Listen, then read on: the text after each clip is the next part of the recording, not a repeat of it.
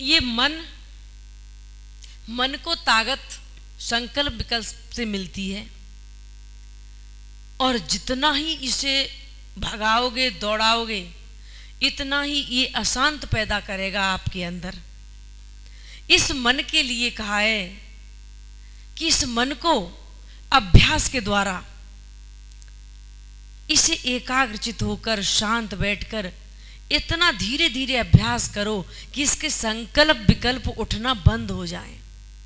और जिस क्षण जिस व्यक्ति के संकल्प विकल्प बंद हो जाते हैं उस व्यक्ति के लिए कुछ कहना ही नहीं कि अब उसे अब क्या भजन करना, क्या आसन लगाना, क्या और कोई तपस्या करना, या और कोई जप नियम और कुछ करना।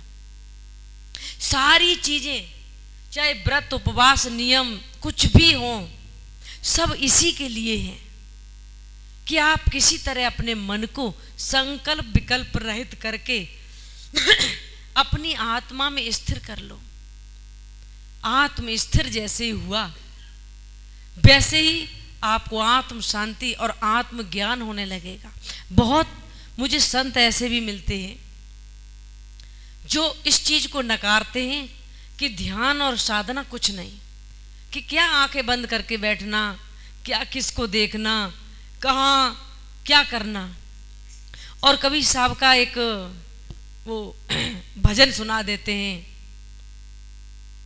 कि आंख न मूंदूं कान न रौंदूं। अब ये चीज कबीर साहब ने कही कब?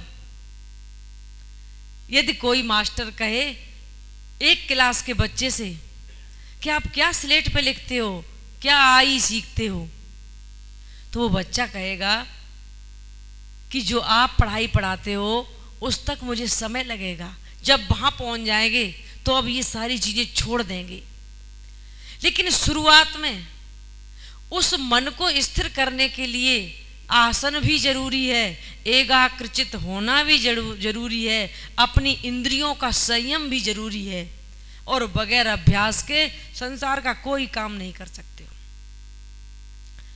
जब हमने गाड़ी चलाना सीखा था तो ऐसे स्टीयरिंग बड़े टाइट पकड़ के, और कोई बात भी करता हो तो कहते भाई चुप रहना, गाड़ी में एक्सीडेंट हो जाएगा, और बड़ा ही निगाह बांध के गाड़ी चलाते थे। धीरे धीरे जब 4-6 साल में अभ्यास हुआ तो अब गाड़ी चलाते वक्त फोन भी सुन लेते हैं, पीछे बैठे किसी से बात भी कर लेते हैं, इधर उधर का नजारा भी देख लेते हैं और गाड़ी भी चलती है। तो जब परिपक्व हो जाता है साधक, तब कहा गया है कि अब चाहे घर में रहो, चाहे वन में रहो, और चाहे चलते फिरते करो, हर वक्त उस जगह ही रहिए। और उस जगह रहने के लिए पहले तो आपको सारा व्यवस्थित रूप से चलना पड़ेगा। उस छोटे से बच्चे को पढ़ाई के दौरान मास्टर सिखाता है और सारी व्यवस्था उसे स्कूल में दी जाती है, क्योंकि वहाँ माहौल होता है।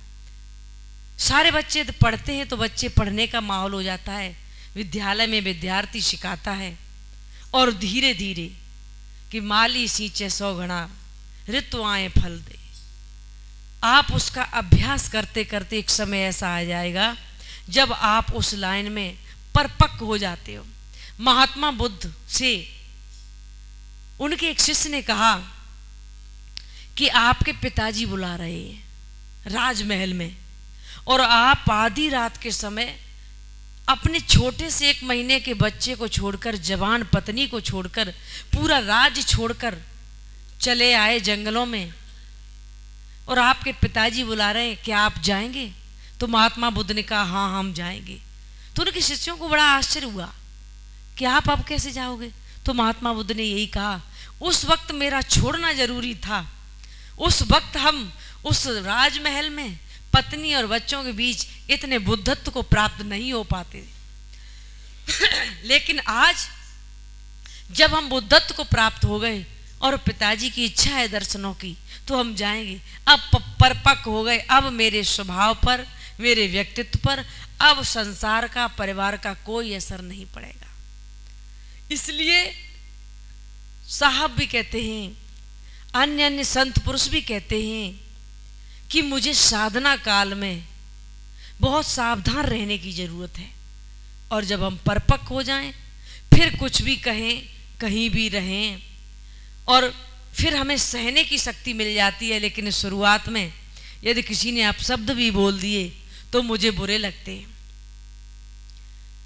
एक नए साधक जब घर से निकलता है तो किसी ने कुछ भी कह दिया तो उसे बुरा लगता है, लेकिन जब परिपक्व हो जाता है तो बूंद अगाध सहे गिर जैसी, खल के बचन संत सहे जैसे, फिर वो सहन कर लेता है, क्योंकि सहन करने की शक्ति उसे साधना से मिली है। बड़े बड़े ऋषि मुनि हुए हैं, उन्होंने ध्यान किया है, साधना किया है, और ध्यान का मतलब सीधा यही है कि हम अपने मन को किसी भी नियम संयम से कैसे भी अपनी आत्मा में स्थिर करें। अंतिम शब्द तो यही है। बाकी कि जो जड़ तत्वों में रमण रहे, चेतन की चेतना क्या जाने, जो जड़ तत्वों में रमण रहे, चेतन की चेतना क्या जाने, जो विषयों में ही रमण रहे, वो आत्म स्वरूप को क्या जाने, वो आत्म स्वरूप को क्या जाने। जो जीव हने और पूजा करे, दिल में नहीं जिसके दया आई। जो आपने देखा हो कि नवदुर्गों में या सावन के महीने में लोग बड़े शाकाहारी बन जाते हैं कि हम मांस नहीं खाएंगे, अंडा नहीं खाएंगे, और ठीक दूसरे ही दिन सीधा कत्ल करने पे शुरू, और मांस मदरा मीट खाने पे। हमें तो बहुत ऐसे लोग मिलते हैं कि नहीं अभी तो नवदुर्गे चल रहे हैं, अभी और कुछ नहीं खाएंगे, अभी सावन चल रहे हैं, अभी कुछ नहीं खाएंगे। जो जीव हने और इधर पूजा करें, दिल में नहीं जिसके दया आई, जो जड़ तत्वों में रमण रहे, चेतन की चेतना क्या जाने, जो गंगा और यमुना नहाता फिरे, वो सत्संग के अमृत क्या जाने, जो जड़ तत्वों में। दो जो जाति वर्ग और मजहब में दीन गरीब का भेद करे, जो जातियों का भेद करे कि हम ऊंची जात के, वो नीची जात का, वर्ग और मजहब में जो जाति वर्ग और मजहब का दीन गरीब में भेद करे, जो धर्म के नाम पे दंगे करे, जो धर्म के नाम पे दंगे करे, वो मानवता को क्या जाने, जो जड़ तत्वों में। शिक्षा पाकर जग घूम लिया, संस्कार जो सीख नहीं पाया। बड़े बड़े आपने देखो आज की संतानों को माँ बाप विदेशों में भेजते, शिक्षा पाके आओ, अच्छे अच्छे स्कूलों में भेजते हैं, लेकिन संस्कारहीन होते जा रहे हैं, क्योंकि हम ये थोड़े बहुत पीछे नौजवान हमारे भाई बंधु बैठे हैं, बड़ी प्रसन्नता होती है। नहीं तो ये रिटायरमेंट ज़्यादा लोग बैठे हैं जो बस जीवन से या नौकरी से रिटायर होने वाले हैं, लेकिन माता पिता बच्चे की हर जिद पूरी करेंगे, लेकिन एक बार भी ये नहीं कहेंगे जा बेटा गुरु आश्रम पे जा, कुछ सेवा करना और कुछ सत्संग सुनना। शिक्षा के लिए उनके लिए लाखों रुपए हम खर्च करते हैं, उन्हें बहुत दूर दूर स्कूलों में भेजते हैं, लेकिन ज्ञान के लिए, संस्कारों के लिए नहीं। शिक्षा पाकर जग घूम लिया, संस्कार जो सीख नहीं पाए। मंदिर की माता पूज रहे, निज मात्र प्रेम को क्या जाने, जो जड़ तत्वों में रमण रहे। इस देख जगत का देख देख, खेल जगत का देख देख, श्यामल की आंख में आंसू हैं।